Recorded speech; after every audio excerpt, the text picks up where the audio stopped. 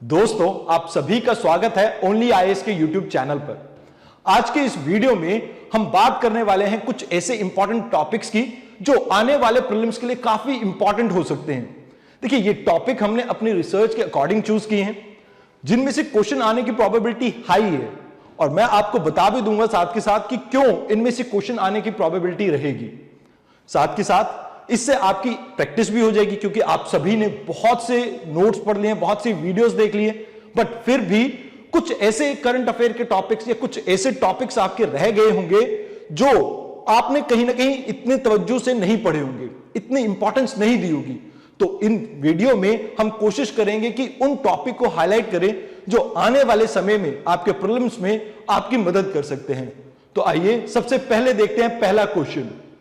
आज का पहला क्वेश्चन है, कंसीडर द फॉलोइंग स्टेटमेंट। अब यहां पे मैं आपको क्वेश्चन नहीं पढ़ूंगा, आपने क्या करना है, आप वीडियो पॉज कीजिए, मैं थोड़ी साइड हट जाऊंगा, आप वीडियो पॉज करके इस क्वेश्चन को रीड कीजिए।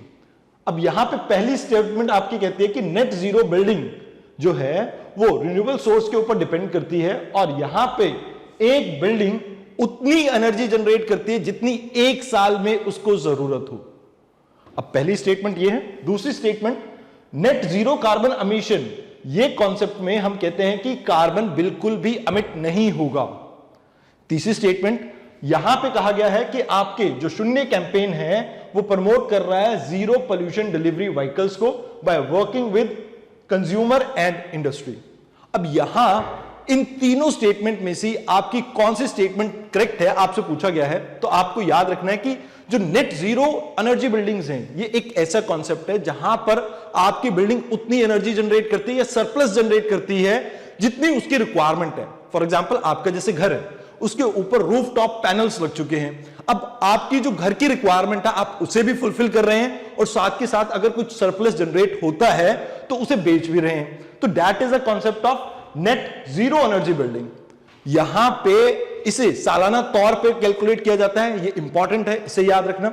साथ के साथ अगर बात की जाए नेट जीरो एमिशन की, तो ये एक ऐसा कॉन्सेप्ट है जहां पर एमिशन आपके होते हैं, बट उतना ही एमिशन को हम रिमूव कर देते हैं एटमॉस्फेयर से बाय प्लांटिंग मोर ट्री, और किसी तरह की टेक्नोलॉजी को यूज करके, जैसे कार्बन कैप्चर टेक्नोलॉजीज को यूज करते हैं हम, स्टोरेज टेक्नोलॉजीज को यूज करते हैं, सिक्वेंस्ट्रेशन टेक्नोलॉजी को यूज करते हैं। तो उससे हम जितना कार्बन जनरेट किया है, जैसे 100 यूनिट हमने जनरेट किया है, तो 100 का 100 यूनिट हम रिमूव भी कर देते हैं। तो ये आपका नेट जीरो है, बट ये जो आपकी स्टेटमेंट है ये इनकरेक्ट हो जाती है, क्योंकि यहां पे कहा है कि कोई भी कार्बन जनरेट नहीं होगा।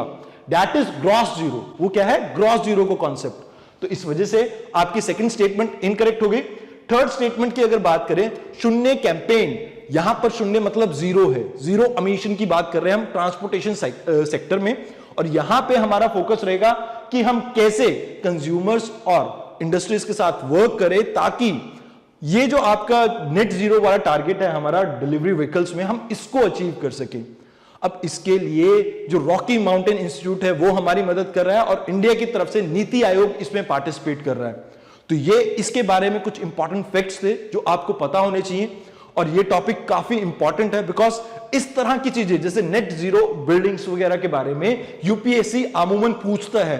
आप लास्ट 3-4 साल के क्वेश्चन देखिए, क्लाइमेट चेंज से रिलेटेड कुछ ऐसे इनिशिएटिव्स के बारे में यूपीएससी ने पूछा है।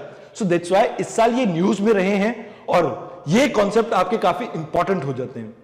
Now let us talk about the second question. यहां पे आपको सोलर जियो इंजीनियरिंग के बारे में पूछा गया है, और इसके रिलेटेड आपको कुछ स्टेटमेंट दी गई हैं। आप एक बार क्वेश्चन वीडियो पॉज करके पढ़ सकते हैं। अब देखिए, यहां पे सोलर जियो इंजीनियरिंग जो है इसका एम बता रहे हैं कि हम क्लाइमेट चेंज को रोकेंगे बाय रिफ्लेक्टिंग दी सनलाइट। अब आपको एक मूवी स्नो पेयर्सन आपने अगर देखी हो तो उसमें क्या करते हैं हम कि रिफ्लेक्टिव शीट्स लगा देते हैं अर्थ के इर्द गिर्द, जिससे सनलाइट अर्थ पे इतनी ज्यादा नहीं पहुंचती। अब दो तरीके होते हैं आपके क्लाइमेट चेंज को रोकने के, एक आप कॉज को एड्रेस करिए, दूसरा आप सिम्टम को एड्रेस कीजिए। तो यहां पे हम सिम्टम के ऊपर एक्ट कर रहे हैं, हम सनलाइट को अर्थ पे नहीं आने देंगे, तो इससे ऑटोमेटिकली जो आपकी हीटिंग है अर्थ की वो कम होगी। अगर हीटिंग कम होगी तो ऑटोमेटिकली क्लाइमेट चेंज रुक जाएगा। तो यहां ये आपकी फर्स्ट स्टेटमेंट ठीक हो जाती है, बिकॉज सोलर इंजीनियरिंग कुछ ऐसा ही कॉन्सेप्ट है। दूसरी स्टेटमेंट में क्या है, radiation modification measures allow lesser infrared radiation from earth to space. अब इस चीज को समझिए, अगर अर्थ के अंदर इंफ्रारेड रे आपकी रुक जाती है तो इससे अर्थ गर्म होगी या ठंडी? अब इससे अगर अर्थ गर्म होगी तो ये आपकी सेकंड स्टेटमेंट कैसे ठीक हो सकती है? तो यहां पे आपकी सेकंड स्टेटमेंट गलत हो गई। बात करते हैं अगर थर्ड स्टेटमेंट की, solar radiation modification could be a substitute for reducing emission. अब देखिए यहां आपको याद रखना है कि सोलर रेडिएशन मॉडिफिकेशन ये आपका सब्स्टिट्यूट नहीं है, इससे आप रेडिएशन को कम नहीं कर रहे हैं और आपको इनकरेक्ट स्टेटमेंट चूज करनी है। अब मैं यहां पे आपको आंसर इसलिए नहीं बता रहा हूं क्योंकि मैंने आपको यह बता दिया कि क्या स्टेटमेंट का प्लस है या माइनस है। अगर आप लोग सभी कमेंट बॉक्स में आंसर करेंगे तो that will be very beneficial for you. आप चाहें तो इस वीडियो को पॉज करके यहां पर कमेंट बॉक्स में आंसर लिख सकते हैं, अदरवाइज आप अपने आप भी अपनी एक नोटबुक लेके इस चीज को नोट डाउन कर सकते हैं। अब देखिए यहां पर सोलर रेडिएशन को अगर हम मॉडिफाई करते हैं तो इससे सिर्फ और सिर्फ हम सिम्टम को एड्रेस कर रहे हैं, हम कॉज को एड्रेस नहीं कर रहे हैं। अब इससे एमिशन की इंटेंसिटी जो है उसके कम होने पे कोई असर नहीं पड़ता है। तो दैट्स व्हाई यहां पे आपकी थर्ड स्टेटमेंट भी इनकरेक्ट हो गई और सेकंड और थर्ड स्टेटमेंट इनकरेक्ट है। तो आपको पता है कि इनकरेक्ट चूज करना है तो आंसर क्या रहेगा। आइए अब चलते हैं अगले क्वेश्चन पे, that is carbon border tax. ये इस साल न्यूज में रहा है। अब आपको पता होगा यूरोपियन यूनियन का ये एक इनिशिएटिव है जहां पर इन्होंने कहा है कि 1990 के जो हमारी बेसलाइन है उससे हम अपना कार्बन एमिशन 55% कम कर देंगे। और यहां इसका मकसद यह है कि हम यूरोपियन यूनियन में देखते हैं कि इन्वायरमेंटल लॉ बहुत स्ट्रिक्टली फॉलो होते हैं, बट चाइना हो गया, यूएसए हो गया, इंडिया हो गया, यहां पर इतनी स्ट्रिक्टली ये लॉ फॉलो नहीं होते। और उनकी जो इंडस्ट्री है क्योंकि वो नई टेक्नोलॉजी के ऊपर इन्वेस्ट कर रही है तो वो डिसएडवांटेज पोजीशन पे आ जाती है। और इसी डिसएडवांटेज पोजीशन को खत्म करने के लिए हमने मतलब यूरोपियन यूनियन ने ये टैक्स इंड्यूस किया है। मतलब यहां पे इस टैक्स को हम 2026 में इंप्लीमेंट करेंगे, बट इस साल ये न्यूज में था, so that's why I have given you a question. अब देखिए यहां पे कहा है tax imposed on thermal power plant, सब बकवास है। यहां पे इसका आंसर आ जाएगा tax imposed on import of goods from countries with lesser strict climate policy. तो यहां पे इसका आंसर है डी ऑप्शन। देखिए इस तरह के क्वेश्चन आप यूपीएससी में देखेंगे, प्रीवियसली भी पूछे गए हैं और नए नए क्लाइमेट चेंज से रिलेटेड इनिशिएटिव पे यूपीएससी क्वेश्चन पूछता ही रहता है। सो दैट्स व्हाई ये क्वेश्चन मैंने इंक्लूड किया। Now let us talk about the fourth question. Fourth question is very important because अभी रिसेंट टाइम में इंडियन गवर्नमेंट का भी फोकस है इस पे और वेरियस अदर गवर्नमेंट्स का इस फोकस है। अब यहां पे आपसे पूछा गया कि हाइड्रोजन के बारे में कुछ स्टेटमेंट्स गिवन है और आप इसको कंसीडर कीजिए। अब हाइड्रोजन को हम क्लीन फ्यूल मानते हैं, बट ये जो क्लीन फ्यूल है ये इतना भी क्लीन नहीं है। इसके अलग अलग वेरिएंट्स हैं जो पोल्यूशन कॉज करते हैं। जैसे ब्लैक हाइड्रोजन की अगर बात करें, यहां पे हम इसे फॉसिल फ्यूल से जनरेट करते हैं। और जैसे अगर हम फॉसिल फ्यूल से कैसे जनरेट करते हैं, जैसे वाटर को हम कोल, मतलब यहां पर हम जो हाइड्रोजन है वो जनरेट करते हैं कोल से, सॉरी वाटर नहीं कोल से। तो कोल से जब हम हाइड्रोजन को जनरेट करते हैं तो इससे बहुत सी आपकी कार्बन डाइऑक्साइड रिलीज होती है। So that's why black carbon is not suitable for our need, क्योंकि उससे एमिशन तो वहीं का वहीं है। अगर बात करें पिंक हाइड्रोजन की, तो पिंक हाइड्रोजन में हम न्यूक्लियर पावर प्लांट्स से निकलने वाली एनर्जी को यूज करते हैं टू जनरेट इलेक्ट्रिसिटी और उस इलेक्ट्रिसिटी से हम वाटर को मतलब तोड़ते हैं, वाटर को हाइड्रोजन और ऑक्सीजन में तोड़ते हैं और वहां से हाइड्रोजन एक्सट्रैक्ट करते हैं। So that is pink hydrogen. अब यहां पे इसे लिखा हुआ लिग्नाइट कोल से, तो आपकी पहली स्टेटमेंट क्या हो गई, गलत हो गई। अब इसी के सेकंड पार्ट में आपसे ब्राउन कार्बन के बारे में बात की गई है। मोर और लेस ब्लैक और ब्राउन कार्बन दोनों सेम है, बट ब्राउन कार्बन में हम एटमॉस्फेयर में उन एमिशन को रिलीज नहीं होने देते। सो दैट्स व्हाई ये थोड़ा ज्यादा क्लीन है as compare to black. That's why इसका कलर क्या रख दिया, ब्राउन। अब यहां लास्ट है आपका ग्रीन हाइड्रोजन। ग्रीन हाइड्रोजन एक ऐसा कॉन्सेप्ट है जहां पे हम रिन्यूएबल सोर्स ऑफ एनर्जी को यूज करते हैं। जैसे सोलर एनर्जी से आपने इलेक्ट्रिसिटी जनरेट करी या विंड मिल से आपने एनर्जी जनरेट की, तो यहां उनके यूज से हम क्या करते हैं कि वाटर को तोड़ देते हैं, मतलब उसको हाइड्रोजन और ऑक्सीजन में तोड़ते हैं और वहां से हाइड्रोजन एक्सट्रैक्ट करते हैं और ये एक क्लीन सोर्स है। दैट्स व्हाई यहां पे आपकी सेकंड स्टेटमेंट ठीक हो जाती है, फर्स्ट इज इनकरेक्ट। यहां पे हाइड्रोजन वाला जो पार्ट है, पिंक हाइड्रोजन वाला part, that is good for like आपके सेकेंड हाफ के लिए, जहां पे आपने ये देखा न्यूक्लियर रिएक्शन, और जो फर्स्ट हाफ है brown hydrogen, that is good for your lignite. तो यहां ये स्टेटमेंट आपकी फर्स्ट इनकरेक्ट है, तो आंसर बन गया बी ऑप्शन। अब नेक्स्ट है आपका topic, it talks about Rome declaration, recently news में था, और ये किस चीज से रिलेटेड है और कहां पे आपने इसके बारे में सुना है, ये आप कमेंट बॉक्स में मुझे बता सकते हैं। अब रोम डिक्लेरेशन आपका डील करता है कार्बन न्यूट्रलिटी से, और ये G20 समिट में आपका सामने आया था। अभी रिसेंटली जो G20 समिट हुई थी, तो वहां पे ग्लासगो के लिए हमने कुछ प्रिपरेशन की थी, क्योंकि ये जो G20 कंट्रीज हैं, ये one of the major polluters हैं और कार्बन एमिटर्स भी हैं। सो दैट्स व्हाई हम चाहते थे कि यहां पे एक कंक्रीट एक्शन डिजाइन करें, तो इसी से डील करता है आपका रोम डिक्लेरेशन। अभी जो रोम डिक्लेरेशन है, ये तो हमें पता लग गया क्लाइमेट चेंज से डील करता है, और कहीं ना कहीं ग्लासगो से भी रिलेट कर सकते हैं हम इसे, क्योंकि उसी का रोड मैप तैयार किया था यहां पे। अब इंडिया ने भी इस G20 समिट में कुछ कमिटमेंट्स किए हैं। जैसे इंडिया ने कहा है कि भैया वैक्सीन के केस में जो इनइक्वालिटी देखने को मिलती है, हमें उसे कम करना होगा। साथ के साथ हमें एम्फसाइज करना होगा कि वैक्सीन की रिसर्च मैन्युफैक्चरिंग को हम कैसे और ज्यादा बूस्ट कर सके। इसके अलावा यहां पे हमें जरूरत है ग्लोबल सप्लाई चेन को मेंटेन करने की, बिकॉज यहां पे हम देखते हैं कि चाइना के ऊपर पूरा वर्ल्ड बहुत ज्यादा डिपेंडेंट था। सो दैट्स व्हाई चाइना के ऊपर से डिपेंडेंसी हमें कम करने की जरूरत है यहां पे। उसके अलावा यहां पे कहा गया कि ग्लोबल मिनिमम टैक्स को इंट्रोड्यूस किया जाए, क्योंकि कई बार आप देखते हैं कि कई ऐसे देश होते हैं जहां पे टैक्सेस बहुत कम होते हैं, और उससे टैक्स का बेस इरोजन होता है। बेस इरोजन आपने एक कॉन्सेप्ट सुना होगा इकोनॉमी में, तो वहां पे प्रॉब्लम ये आती है कि जो आपकी जो टैक्सेस है जहां पे कम, वहां पर कुछ लोग अपनी कंपनी, शेयर कंपनीज को एस्टैब्लिश कर देते हैं और अपना सारा प्रॉफिट वहां ले जाते हैं, और इस केस में जो आपकी पेरेंट जो कंट्री है उसको काफी लॉस हो जाता है, जहां पे वो एक्चुअल में कंपनी वर्क कर रही थी। मान लीजिए एक ABC कंपनी है, अब इसने कैनमन आइलैंड पे अपना एक शेल कंपनी खोल ली है, और वहां पे ये इस चीज से लाइक जो भी इसकी प्रॉफिट है उसको शिफ्ट कर रही है। अब वहां पे क्योंकि टैक्स कम है, तो इसकी वजह से यहां आप देखते हैं कि इंडिया को इससे नुकसान हो सकता है, इस ABC कंपनी की इस हरकत से। लास्ट है आपका इंडो पैसिफिक स्ट्रैटेजी के ऊपर, लाइक यूरोपियन यूनियन का जो, या G20 का जो व्यू है, खासकर यूरोपियन यूनियन का, उसका स्वागत किया है भारत ने, और यहां पे ये कहा है कि भैया फ्रांस अगर इसको लीड करता है तो they are most welcome, because Indo Pacific region में चाइना की डोमिनेंस एक बड़ी प्रॉब्लम होने वाली है, और इसी को कंटेन करने के लिए इंडिया यहां पे यूरोपियन यूनियन का स्वागत कर रहा है। नेक्स्ट क्वेश्चन है क्लाइमेट चेंज से रिलेटेड, और काफी इंपॉर्टेंट क्वेश्चन है। यहां पर एक रिपोर्ट पब्लिश हुई थी एक जर्नल में, और उसके अकॉर्डिंग ये कुछ फैक्ट्स वगैरह आपको गिवन है, और कुछ इंडिया के इनिशिएटिव्स के बारे में आपको इंफॉर्मेशन इस क्वेश्चन में गिवन है। आप एक बार इस क्वेश्चन को रीड कर लीजिए। देखिए यहां पहला है, मलेरिया एक बड़ी प्रॉब्लम हो सकता है अगर लॉन्ग टर्म क्लाइमेट चेंज हमें देखने को मिलता है। तो ये पहली स्टेटमेंट बहुत ही सटीक है, करेक्ट है। ऐसा मैं इसलिए कह रहा हूं क्योंकि जब भी क्लाइमेट चेंज होगा तो उसकी वजह से आप देखेंगे कि टेम्परेचर राइज करेगा।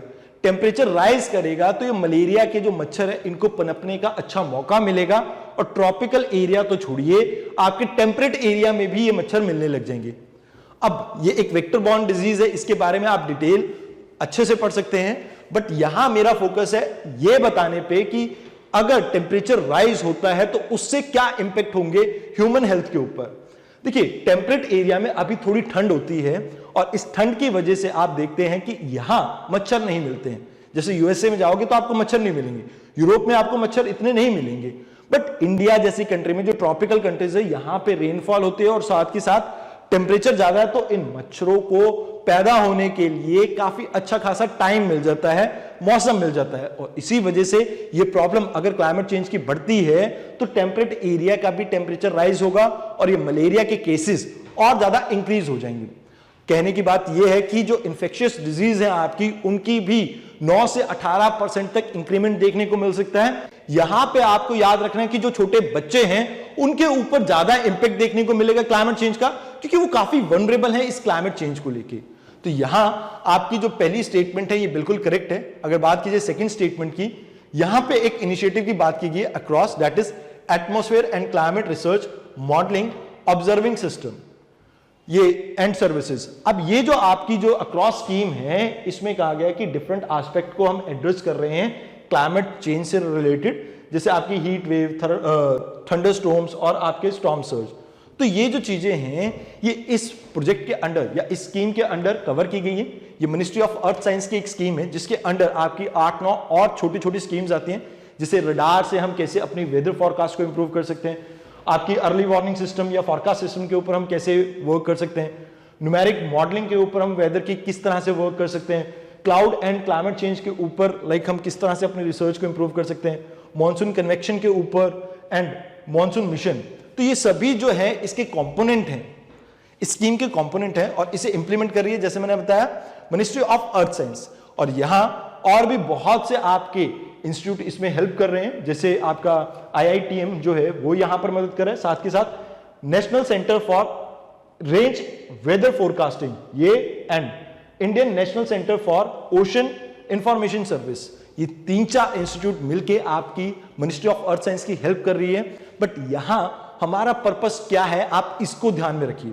यहां हम चाहते हैं कि क्लाइमेट चेंज के कारण जो एटमॉस्फेयर या आप ये कह लीजिए इंडिया के क्लाइमेट में जो फर्क आ रहा है, जो एकदम से आपके थंडर स्टॉर्म आ जाते हैं, साइक्लोन्स आ जाते हैं, इसकी प्रिडिक्टेबिलिटी को इंक्रीज करने के लिए हमने ये स्कीम लॉन्च की है।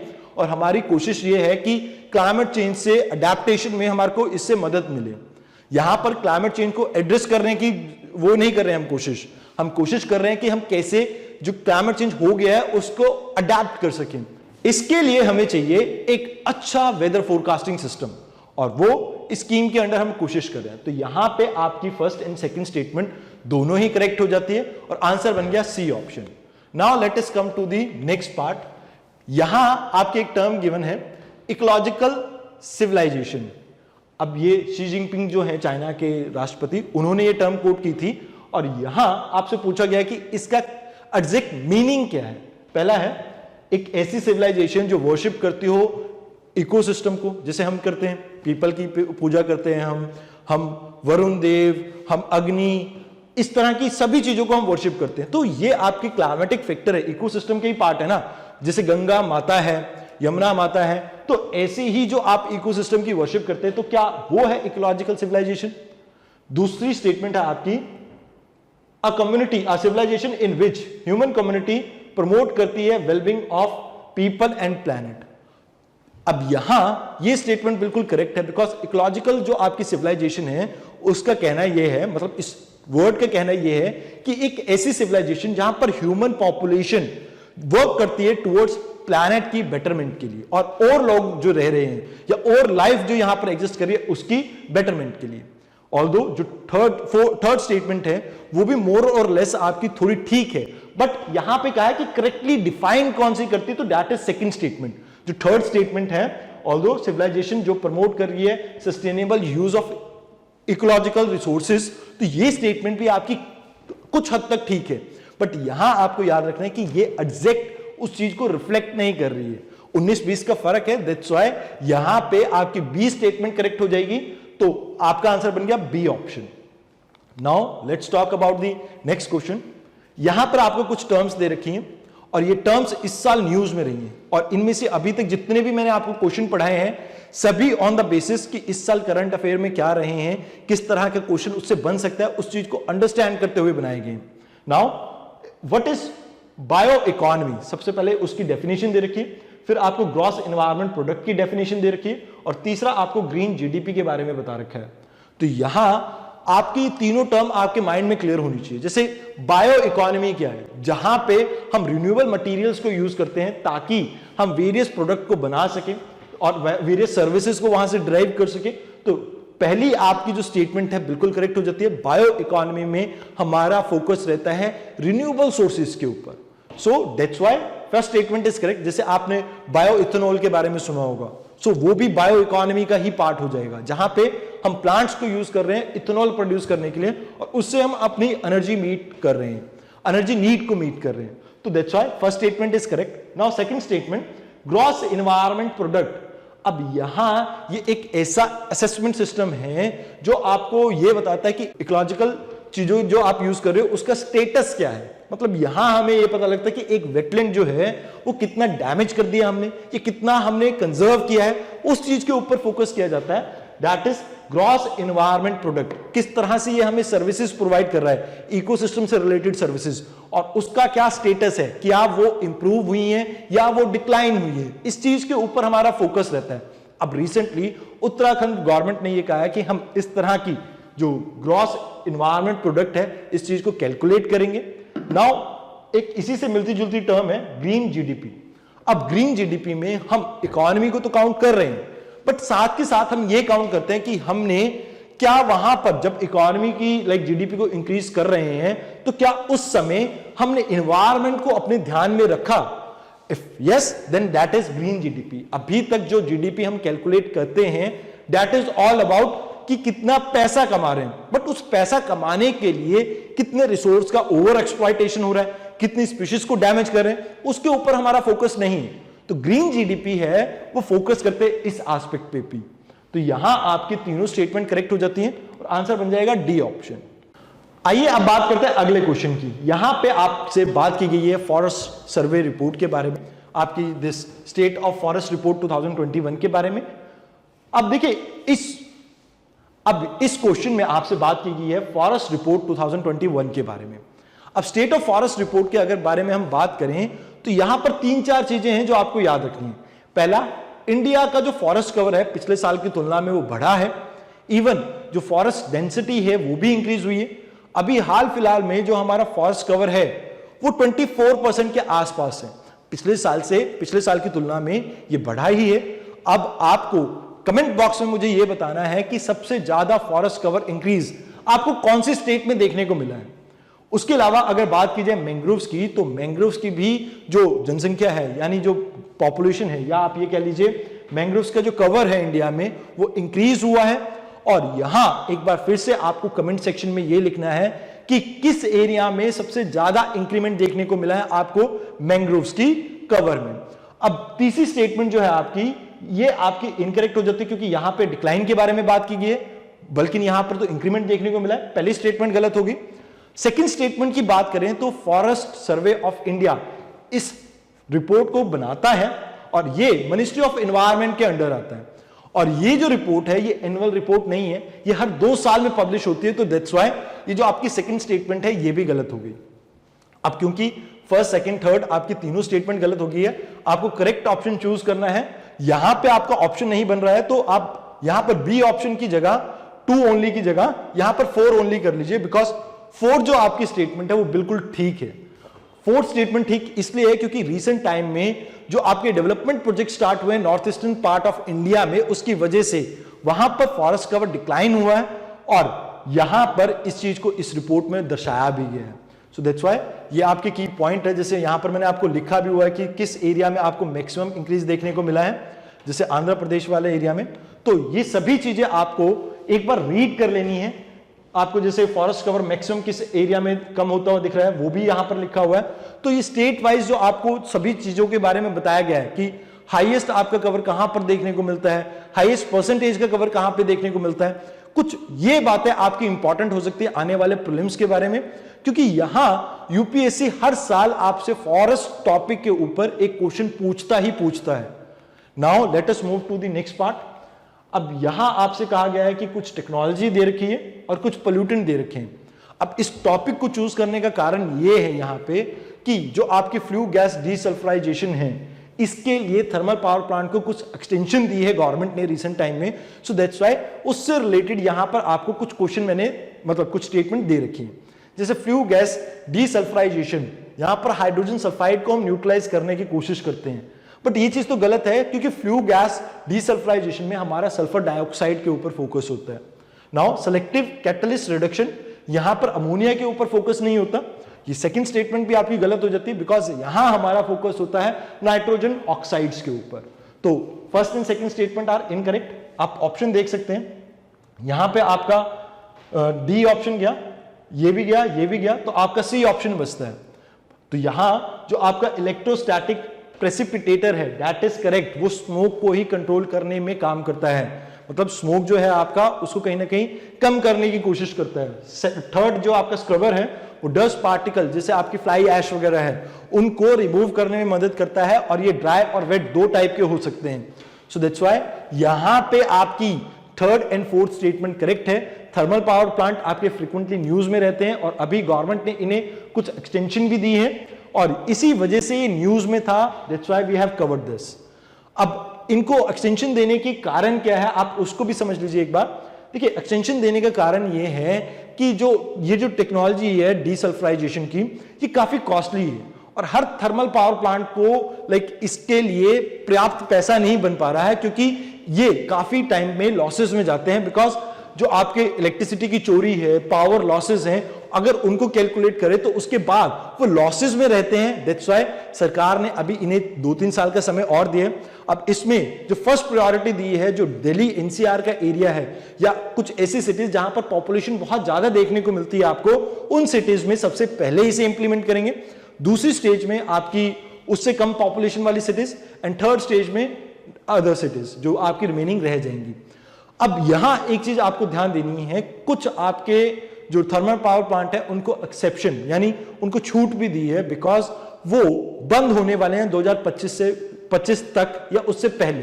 तो यहां उनके लिए ये जो टेक्नोलॉजी है इसको यूज करना, फ्लू गैस डीसल्फ्राइजेशन टेक्नोलॉजी को यूज करना मैंडेटरी नहीं है। बाकी सभी को मैंडेटरी है, बट उन्हें भी ये सर्टिफिकेट सबमिट करवाना होगा सीपीसीबी को। Only then they are given this relief. So these are the things that you have to remember. Now let us talk about the next question. यहां पर आपको पोल्यूटेंट के बारे में पूछा गया है। अब यूपीएससी के आप प्रीवियसली 4-5 साल के पेपर देखोगे तो पोल्यूटेंट्स के ऊपर फोकस रहता है आपका। और यहां एक और चीज भी है जो इस वीडियो में तो मैं कवर नहीं कर रहा हूं, नेक्स्ट वीडियो में आपके साथ कवर करूंगा।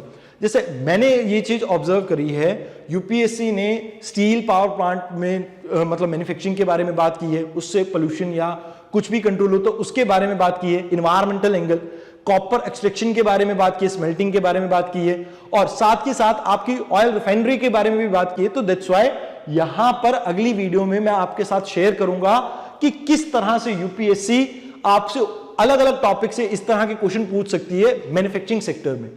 और वो डायरेक्टली आपके वैसे तो केमिस्ट्री का टॉपिक है, बट येट एनवायरमेंटल एस्पेक्ट वहां पे टच किया गया है।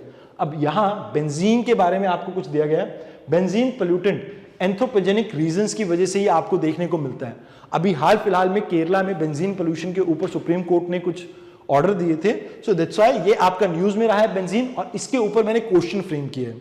अब यहां देखिए बेंजीन पोल्यूशन सिर्फ एंथ्रोपोजेनिक यानी ह्यूमन एक्टिविटी से नहीं होता, आपकी जो नॉर्मल एक्टिविटीज है जैसे वॉल्केनिक इरप्शन हो गया, वेदरिंग ऑफ रॉक्स हो गया, उससे भी बेंजीन रिलीज होता है। सो दैट्स व्हाई यहां पे पहली स्टेटमेंट इनकरेक्ट हो गई। सेकंड स्टेटमेंट, ये बहुत सी इंडस्ट्रीज में यूज होता है, जैसे आप जो एडेसिव यूज करते हैं फेविकोल वगैरह उसमें यूज होता है, डिटर्जेंट्स में यूज होता है, आपके पेस्टिसाइड इंडस्ट्रीज में यूज होता है। सो दैट्स व्हाई बेंजीन के बहुत से इंडस्ट्रियल यूजेस हैं, तो इसे एलिमिनेट करना भी थोड़ा मुश्किल है हमारे लिए। और लॉन्ग टर्म में अगर आप बेंजीन के कॉन्टेक्ट में आते हैं तो इससे हेमाटोलॉजिकल इफेक्ट्स देखने को मिलते हैं, जिससे काफी सारी बॉडी में प्रॉब्लम आ सकती है। सो दैट्स व्हाई यहां पे आपकी जो सेकंड एंड थर्ड स्टेटमेंट है वो बिल्कुल करेक्ट है। और एक चीज याद रखना कि इसके यूजेस आपको plastic, resin, synthetic fibre, rubber, lubricants, detergents, drug and pesticide industries में देखने को मिलते हैं। सो दैट्स व्हाई यहां इसके यूजेस के बारे में थोड़ा याद रखना। साथ के साथ आपको याद रखना है कि जो सिगरेट स्मोक करते हैं उसके केस में भी ये देखने को मिलता है, अगर इंडोर पोल्यूशन के बारे में बात करें। साथ के साथ आपका जो एडेसिव या क्लीनिंग प्रोजेक्ट, जो क्लीनिंग मटेरियल आप यूज करते हैं जैसे कॉलिन वगैरह, तो उससे भी ये जनरेट होता है, पेंट से भी ये मिलता है हमें। तो इसके बहुत से नेगेटिव रिपरकशन है और उसमें से एक है आपका haematological effect. Now let us talk about the next question. This is very important because last year इसको रामसर कन्वेंशन को 50 साल कंप्लीट हो चुके हैं और ऐसे टॉपिक से यूपीएससी अमूमन क्वेश्चन पूछती है। लास्ट ईयर नहीं आया तो इस साल आने की प्रोबेबिलिटी है। देखिए यहां पर कहा जा रहा है कि it is an inter governmental treaty जो हमें फ्रेमवर्क प्रोवाइड करती है about wise use of wetland. तो बिल्कुल सही है, 2 फरवरी 1971 में ये कन्वेंशन स्टार्ट हुआ था, 1975 में ये इन्फोर्स में आया।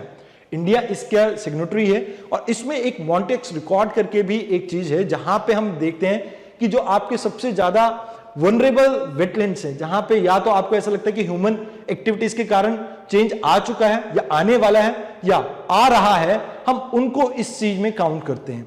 अब यहां पर इंडिया की पहले 3 साइट हुआ करती थी, अब मात्र 2 रह गई हैं, एक क्योलादियो, एक मणिपुर में लोकेटेड है आपकी लामजो लेक। तो ये जो आपके 2 एरिया हैं वो अभी भी इसमें इंक्लूडेड है मॉन्टेक्स रिकॉर्ड में। उसके अलावा इंडिया में अभी हाल फिलहाल में 49 वेटलैंड्स को ऐड किया गया है इन टोटल, मतलब आपके 49 वेटलैंड्स हो चुके हैं। अब ये जो 49 वेटलैंड ऐड हुए हैं रिसेंट टाइम में, बहुत ज्यादा नंबर ऐड किया गया है और इस वजह से भी ये रामसर कन्वेंशन और इसकी साइट्स काफी इंपॉर्टेंट हो जाती है आने वाले प्रीलिम्स के लिए। नेक्स्ट अगर बात करें इसकी एडमिनिस्ट्रेटिव सर्विसेज जो है इस कन्वेंशन की, वो प्रोवाइड करती है आपकी इंटरनेशनल बर्ड लाइफ इंटरनेशनल। तो ये आपकी स्टेटमेंट गलत है क्योंकि 6 आपकी ऑर्गेनाइजेशन है जो इसमें हेल्प कर रही है। One is bird life international, other one is IUCN, next is international water management institute, wetland international, WWF, wild foul and wetland trust, तो WWT। ये 6 ऑर्गेनाइजेशन मिलके इसको एडमिनिस्टर कर रही हैं। तो बाकी तो आपको डिटेल मैंने बताई दी है। तो इसकी एडमिनिस्ट्रेशन जो है मेनली ये IUCN हैंडल कर रहा है, बाकी आपकी यहां पर सपोर्ट रोल में है। तो that is it about this. Now एक आपको लोकेशन से रिलेटेड क्वेश्चन दे दिया है कि मैं आपको ये बताना चाहता था कि किस तरह का क्वेश्चन आपको वेटलैंड्स के बारे में आ सकता है। जैसे आपको नाम दे रखा है रामसर साइट का और उसकी लोकेशन पूछ सकते हैं, आपको एक पर्टिकुलर वेटलैंड के बारे में भी पूछ सकते हैं, उसके बारे में कुछ स्टेटमेंट आ सकती है। तो ये 2 टाइप के क्वेश्चन बनते हैं इस पार्ट से। यहां आपको याद रखना है कि जैसे आपको कोलेरू लेक है वो आंध्र प्रदेश में लोकेटेड है, अष्टमुडई जो है तमिलनाडु में नहीं है, केरला में लोकेटेड है, सो सेकंड स्टेटमेंट गलत होगी आपकी। लोनार लेक जो है आपकी महाराष्ट्र में लोकेटेड है, बिल्कुल सही। यहां पे आपको पिंक वाटर मिलता है, यहां पर एक सॉल्ट लविंग आपकी बैक्टीरिया मिलता है जिसकी वजह से पानी यहां पर पिंक है। तो यहां आपकी थर्ड स्टेटमेंट की अगर फोर्थ स्टेटमेंट की बात करें, कब्रताल, ये आपको बिहार में ही मिलता है। तो दैट्स व्हाई यहां पे आपकी सेकंड स्टेटमेंट के अलावा बाकी सभी ठीक है। यहां पर्पस आपको क्वेश्चन सॉल्व करवाना नहीं है, पर्पस आपसे ये है कि आप ये समझ सकें कि इस तरह का क्वेश्चन यूपीएससी आपसे पूछ सकता है, बिकॉज अभी रिसेंट टाइम में बहुत सी आपकी साइट्स ऐड की गई हैं। नाउ स्टॉकहोम कॉन्फ्रेंस, इस साल इसको 50 साल कंप्लीट हुए और इसकी एक स्टॉकहोम +50 मीटिंग भी कंडक्ट हुई है। सो दैट्स व्हाई ये काफी न्यूज में भी रहा है और 50 साल कंप्लीट हुए हैं तो काफी इंपॉर्टेंट हो जाता है। तो यहां आपका क्वेश्चन है, इसका one of the major outcome है आपका यूनाइटेड नेशन एनवायरमेंट प्रोग्राम। तो ये बिल्कुल सही है, इस कॉन्फ्रेंस के शुरू होने से पहले ही हमने ये UNEP बनाई थी।